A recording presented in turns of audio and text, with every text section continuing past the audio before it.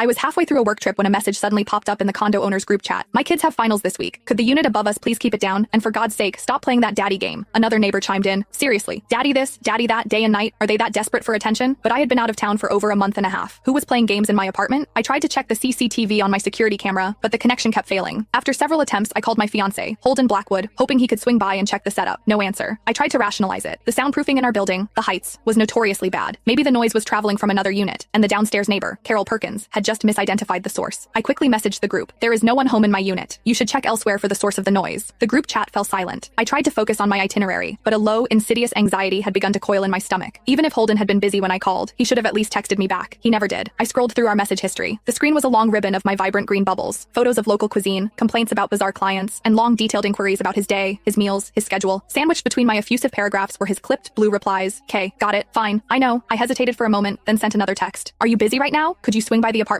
I can't connect to the camera. I'm worried it's unplugged or broken." As soon as I hit send, I regretted it. Holden's research lab at the university was demanding. When I told him this current work trip would last nearly 3 months, he'd packed a duffel bag and moved straight into the campus dorm. "Tracy," he'd said, using my first name, "you're going to be gone. It's a waste of time and gas to commute back and forth every day." The day I left, we'd walked out of the apartment building at the same time. I'd expected him to offer me a ride to the airport. Instead, he simply got into the SUV, the one my parents had bought for me, and peeled out, leaving me standing alone with my luggage. I hailed a rideshare, trying to soothe the stinging feeling. He's just a classic academic, a genius with no social skills, I told myself. His mind is only on his thesis. We're looking at houses. We're getting married. It's fine. It's fine. But over the past 6 weeks, he hadn't initiated a single call or text. Everyone said 3 days of silence was the end of a relationship. How many 3-day stretches had we blown past? That night, back at the hotel, I had just finished reporting to headquarters and was settling in for the night when my phone vibrated. The group chat again. It was Carol Perkins, the same downstairs owner. This time she posted a video. It was recorded from her balcony, and you could clearly hear a man and a woman laughing. The wind distortion made the audio scratchy, but the words were horrifyingly clear. The man's voice, a low chuckle. "Got you. Call me daddy." Then the woman's cooing, theatrical voice. "Daddy, daddy, daddy." What followed was a sharp, drawn-out shriek, then a series of breathless, unmistakable sounds. The video cut off abruptly with the sound of Carol screaming an obscenity. The group chat exploded. Carol Perkins. "Still going to tell me no one is home? What's this then? A ghost? Mr. Singh. Kids these days are wild." Brody J. "I've heard this for days. It's driving me nuts. So obsessed with being a daddy? Go adopt 10 kids from a foster home." Mrs. Kim. "Call the police. Say someone's running an illegal business up there. Let the cops teach them a lesson." Defeated, I posted my live location to the group, adding, "I promise I am still out of town. I'm having a friend check the unit immediately." That seemed to calm the other owners, but Carol was still furious. "If I find out who you are, I'm putting this on YouTube. I'll make you famous." I called my best friend, Kira Ashford. "Kira, can you do me a favor? Can you check my apartment? See if Holden is there?" Kira sounded winded, probably out on one of her late-night runs. "Sure, I'll head over now. What is this? A post-mortem check? Worried Holden's cheating?" I didn't know how to answer. I couldn't say it aloud. Kira paused, then laughed. "Relax. I'll keep an eye on him. Don't worry." Half an hour later, Kira called back. "Holden's definitely not there. But Tracy, does your downstairs neighbor have a screw loose? When I was leaving, she was practically glued to your front door trying to look through the peephole. She